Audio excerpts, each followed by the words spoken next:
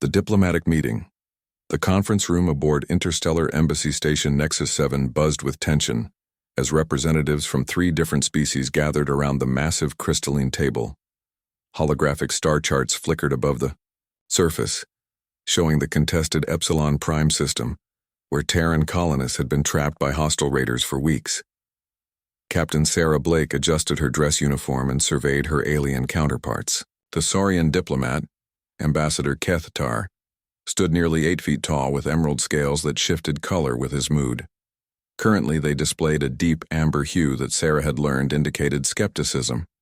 Across from him sat General Vithnos, a representative of the collective hive, whose insectoid features remained perfectly still as dozens of smaller drones buzzed around his head like living thoughts. Dr. Elena Vasquez, the human xenobiologist assigned as cultural liaison, whispered softly to Sarah, "Remember, the Saurians value directness, but the collective considers emotional displays as signs of mental instability. Try to stay balanced." Sarah nodded curtly. She had fought alongside both species before, but this was different. This time, they were questioning human methods, human tactics, and human worth as military allies. The recent string of Terran victories against overwhelming odds had caught galactic attention, but not necessarily galactic respect. Ambassador Kethtar's voice rumbled through the translator device, creating an odd harmonic effect. "Captain Blake, we have reviewed your species' military records. Your tactical approaches are unconventional. We question whether humans can contribute meaningfully to this joint operation." The holographic display shifted to show footage from recent battles. Human Marines moved through combat zones with a fluid grace that seemed almost primitive compared to the rigid formations favored by alien forces. Where Saurian troops advanced in perfect geometric patterns and collective forces moved like synchronized machines, humans appeared chaotic, almost random in their movements. General Vithnos spoke in the unified voice of his hive. "Your soldiers carry antiquated weapons alongside their energy rifles. We observe knives, clubs, and other primitive tools. In an age of plasma cannons and molecular disruptors, such equipment appears not only useless but dangerous to unit cohesion." Sarah felt her jaw tighten, but Elena placed a restraining hand on her arm. The xenobiologist leaned forward diplomatically. "Gentlemen, perhaps Captain Blake could explain the reasoning behind our equipment choices. Human military doctrine has proven effective in numerous engagements." The Saurian scales shifted to a deeper amber, almost orange now. Effective against poorly equipped pirates and raiders, perhaps. But the forces holding Epsilon Prime are different. They possess military-grade shielding, automated defense systems, and numerical superiority. This mission requires precision, not the crude improvisation your species favors. The holographic display showed detailed intelligence about their target. The mining colony on Epsilon Prime housed nearly 10,000 civilian workers who had been trapped underground when the Yaoi raider fleet arrived. The attackers had established a blockade using stolen military vessels and were demanding an enormous ransom in rare earth elements. Sarah studied the tactical readouts while the aliens continued their analysis. The raider forces had indeed captured some impressive hardware. Their ships featured energy shields that could deflect most conventional weapons, and their ground forces were equipped with power armor that made them nearly invulnerable to small arms fire. "Your plan calls for a direct assault," General Vithnos observed, his drones creating geometric patterns in the air above his head. "Saurian heavy cruisers will breach their orbital defenses while collective ground forces secure the mining facilities. But where do humans fit in this operation? Your ships lack the firepower for fleet engagement, and your soldiers cannot match our armor or weaponry." Captain Blake finally spoke, her voice calm and measured. "You're right about our limitations. Our ships are smaller, our armor is lighter, and our weapons are less sophisticated." She paused, letting the admission sink in. "But there's something you're missing in your analysis." The display zoomed in on the mining complex's lower levels. The tunnels were narrow, barely wide enough for 2 people to walk side by side. The mining equipment created a maze of obstacles, and the low ceilings would force even human soldiers to crouch in many areas. "Your heavy armor won't fit through those passages," Sarah continued. "Your energy weapons will overheat in the confined spaces, and your rigid tactical formations will be useless in close-quarters combat. When this mission moves underground, you'll need soldiers who can adapt, improvise, and fight in conditions that would cripple a conventional force. Ambassador Kethtar's scales rippled through several colors before settling on a suspicious yellow. And you believe human soldiers are better suited for such conditions? What makes your species so special in confined spaces? Sarah stood slowly and walked to the holographic display. She manipulated the controls to show footage from previous human operations in similar environments. Marines moved through tight corridors with fluid efficiency, their smaller stature and flexible tactics allowing them to navigate obstacles that would stop larger alien forces. We've been fighting in tunnels, caves, and confined spaces for thousands of years, she explained. Before we had energy weapons or power armor, humans learned to fight with whatever was available. We developed techniques for close combat that don't rely on technology. General Vithnos's drones shifted into a defensive pattern. But surely in the modern era, such primitive skills are obsolete. Our analysis shows that energy weapons are vastly superior to physical combat tools in every measurable category. Sarah smiled grimly and reached for the combat knife at her belt. Both alien representatives tensed, their various defensive systems humming to life. The saurian scales flashed bright red, while the collective drones formed a protective barrier around their general.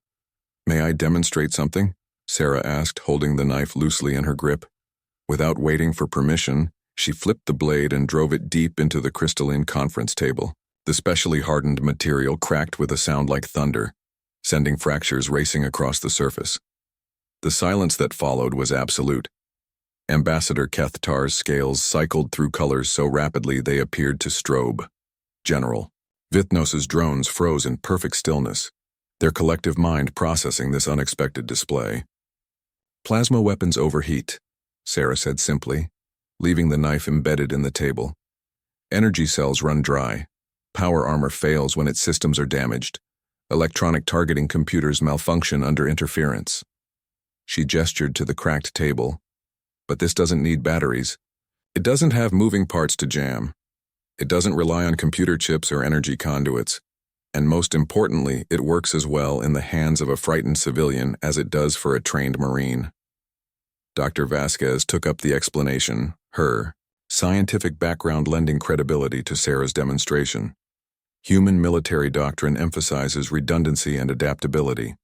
We carry advanced weapons because they're effective, but we also carry primitive backups because they're reliable. Our soldiers train extensively in hand-to-hand combat, not because we enjoy violence, but because we've learned that battles rarely go according to plan.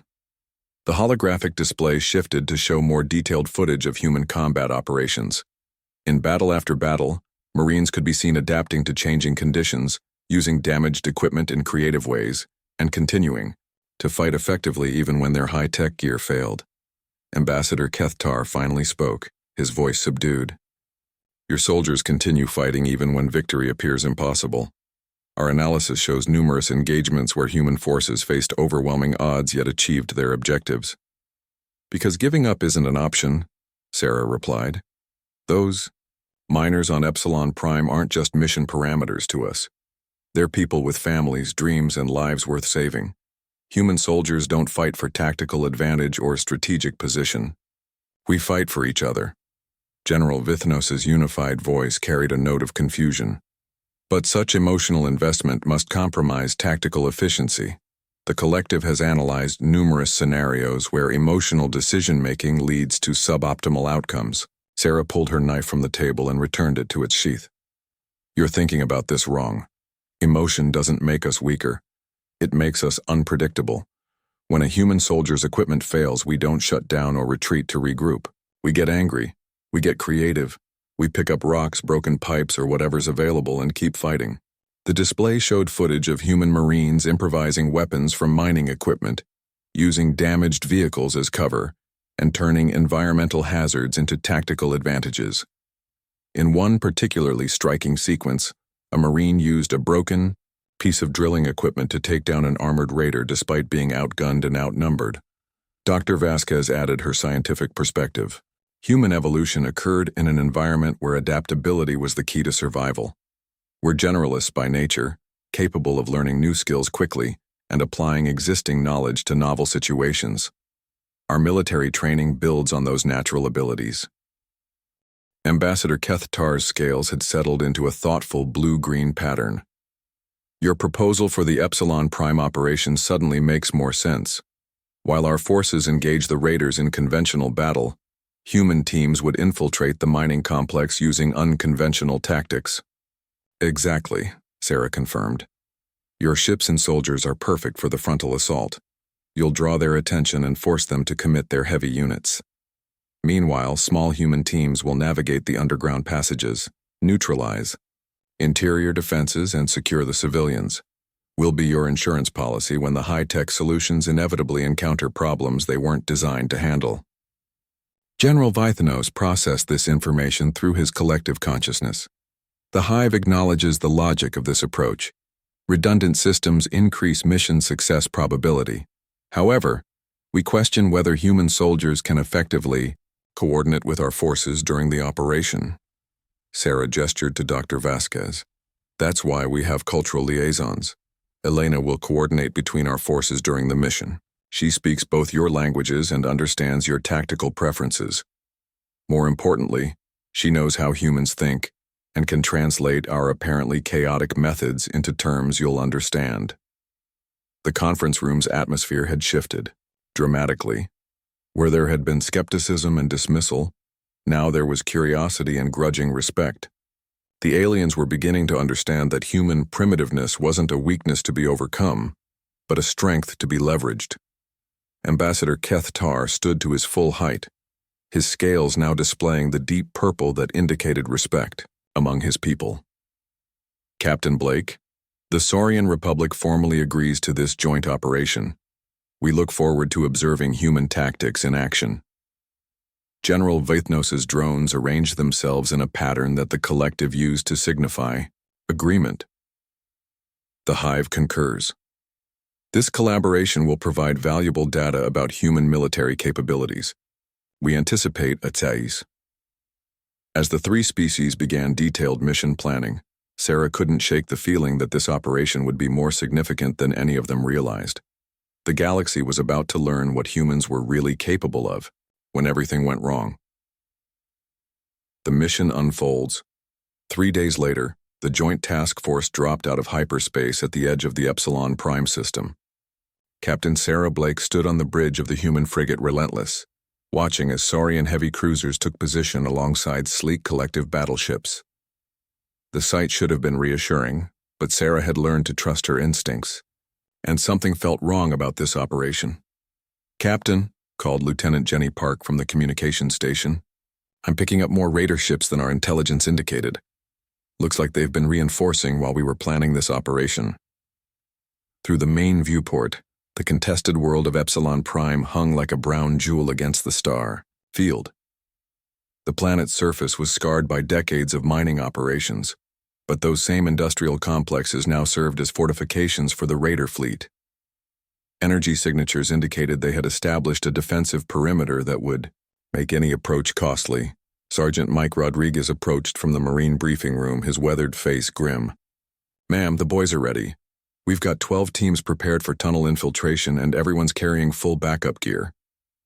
He patted the knife at his own belt meaningfully, just in case the fancy stuff decides to take a holiday. Sarah nodded approvingly. Rodriguez was a 20-year veteran who had fought in more close-quarters battles than most soldiers saw in their entire careers. If anyone understood the value of simple, reliable tools, it was him. The tactical display lit up as the Allied fleet moved into attack formation. Saurian cruisers advanced in perfect geometric patterns, their massive guns charging for the opening bombardment. Collective ships moved with machine precision, each vessel positioned exactly where their calculations indicated maximum effectiveness. Ambassador Kethtar's voice crackled over the communication system from his command ship. "Human vessels, maintain your position until the primary assault commences. Our analysis indicates a 73% probability of success using conventional tactics." General Vythanos added his Hive's assessment. The collective has identified optimal approach vectors for your infiltration teams. Proceed according to predetermined parameters once we have engaged the enemy fleet. Sarah watched the tactical display with growing unease. Everything was proceeding exactly as planned, which in her experience usually meant something was about to go horribly wrong. Jenny, are you getting any unusual energy readings from the planet? The young lieutenant's fingers danced over her console. There are some odd signatures coming from the mining complex, but they could just be industrial equipment.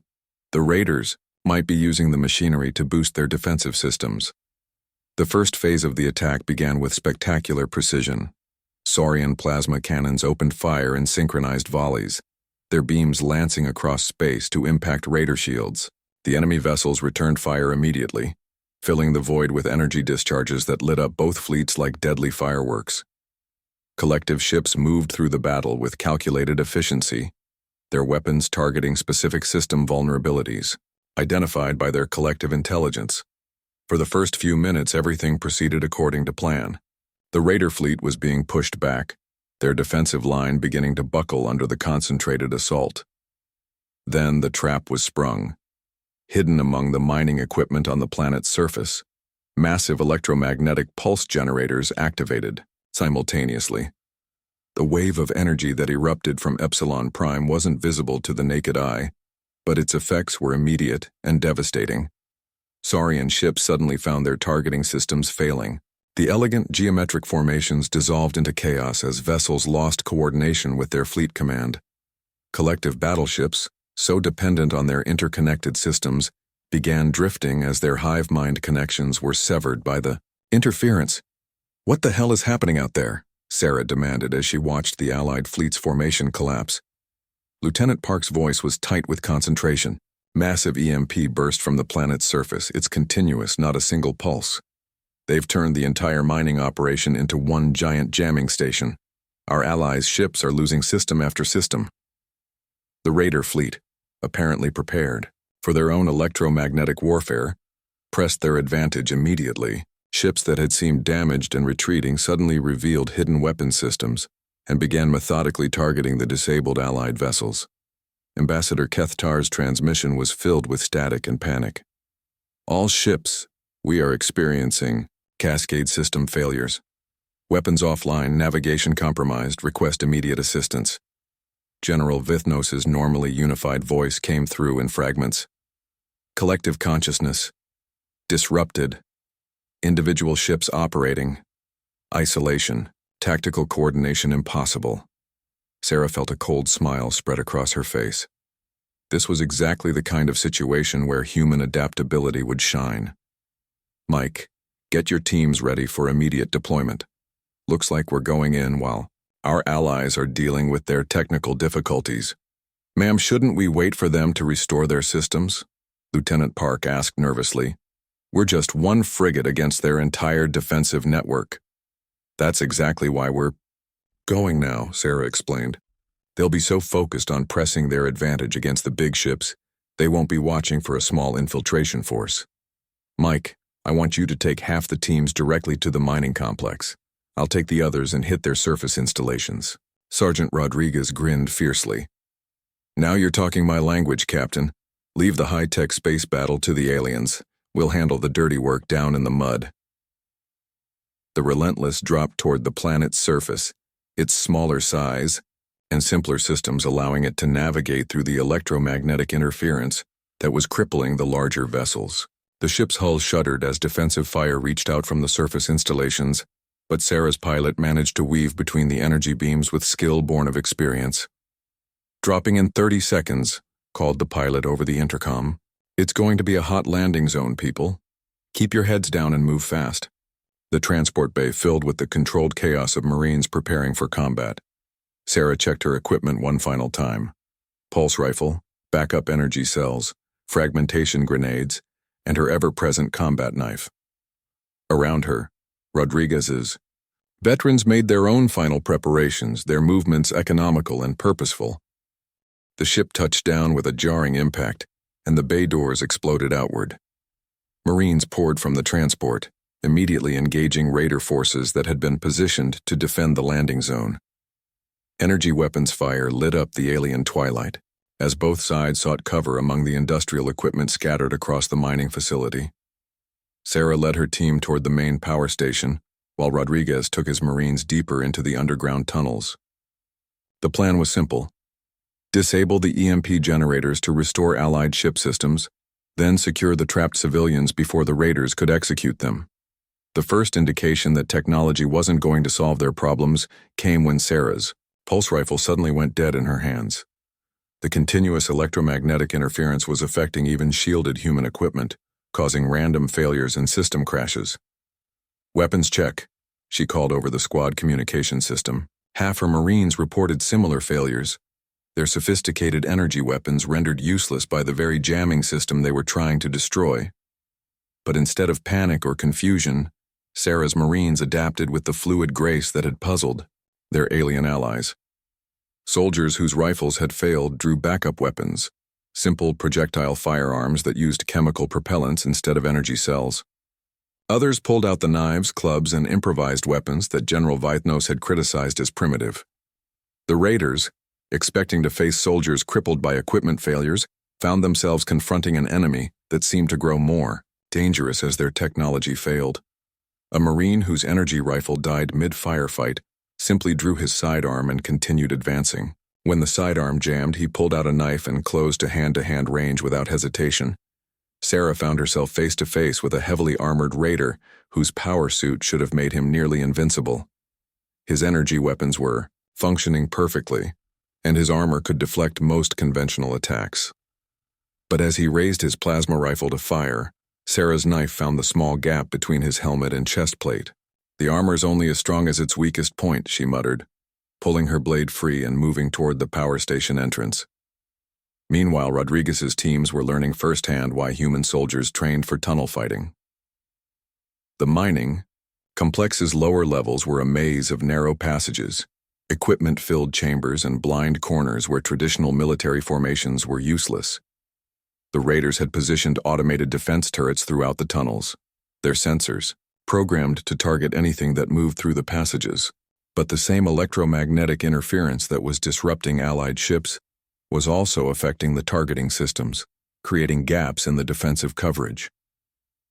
Rodriguez led his Marines through these gaps with the instinctive navigation skills that came from years of urban combat experience.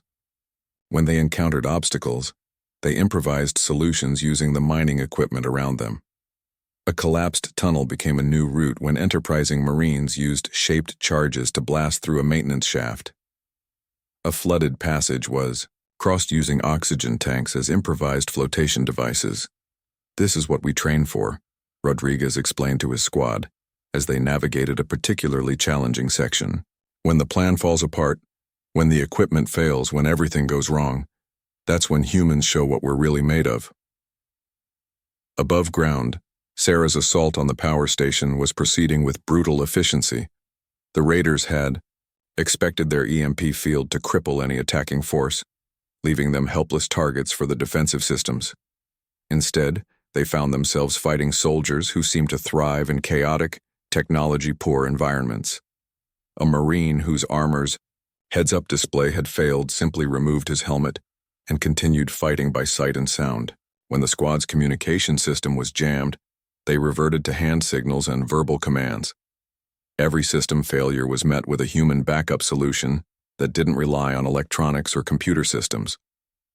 The power station's main control room was heavily defended, but Sarah's Marines had learned to use the facility's own infrastructure against its defenders. Steam pipes became improvised weapons when ruptured at the right moment. Industrial chemicals created smoke screens that obscured raider targeting systems. Even the artificial gravity system became a tactical asset when creative Marines figured out how to manipulate it in specific sections. As Sarah finally reached the EMP generator controls, she could hear the sounds of combat echoing through the facility's ventilation system.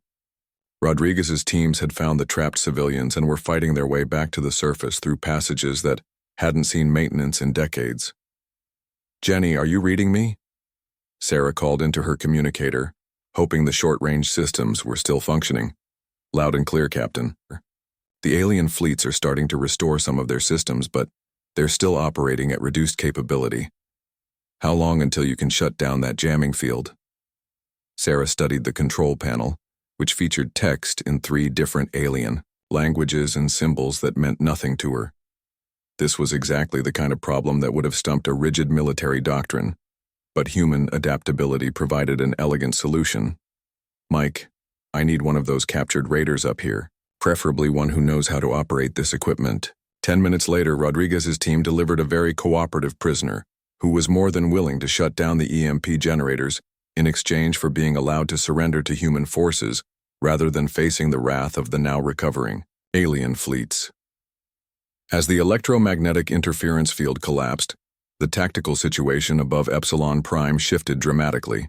Saurian cruisers came back online with vengeance on their minds, their plasma cannons targeting raider vessels with renewed precision. Collective ships reformed their battle networks and began coordinating devastating combined attacks. But the most significant change was in how the alien commanders viewed their human allies. Through their restored communication systems, they had watched human Marines continue fighting effectively, even when all their technology failed. They had seen soldiers adapt to impossible conditions using nothing but training, determination, and simple tools that never needed batteries. Ambassador Kethtar's voice came through clearly now that the interference had ended. Captain Blake, the Saurian Republic owes humanity a debt of gratitude. Your species has demonstrated capabilities we had not fully appreciated. General Vythnos added his hive's assessment. The collective has recorded extensive data on human adaptability under adverse conditions. We request permission to study your training methods and tactical doctrines. As the last raider ships surrendered or fled the system, Sarah stood among the rescued civilians and reflected on the mission's outcome. Her Marines were battered, exhausted, and covered in the grime of close-quarters combat, but they wore the satisfied expressions of soldiers who had accomplished their mission, despite impossible odds. Sergeant Rodriguez approached, his knife still in his hand as he cleaned the blade on a piece of cloth. Ma'am, all civilians accounted for. We lost some fancy equipment, but not a single Marine. Turns out all that primitive training came in pretty handy. Sarah smiled as she watched the alien rescue ships beginning their approach to the planet's surface. The galaxy had learned something important today about humanity's place in the interstellar community. Sometimes the most sophisticated solution wasn't the best solution. Sometimes you needed soldiers who could fight with rocks and knives when the plasma cannons failed. Mike, make sure every Marine gets a commendation for this operation. And double-check our equipment inventories. I have a feeling we're going to be getting a lot more requests for joint operations. As the human teams prepared for extraction, word was already spreading through the galactic communication networks. The species that other civilizations had dismissed as primitive had just proven that sometimes the oldest solutions were the most reliable ones. In a galaxy increasingly dependent on technology, humans had demonstrated the enduring value of adaptability, determination, and a sharp piece of steel that never needed recharging. The rescued miners, many of whom had never seen combat, approached the Marines with expressions of awe and gratitude.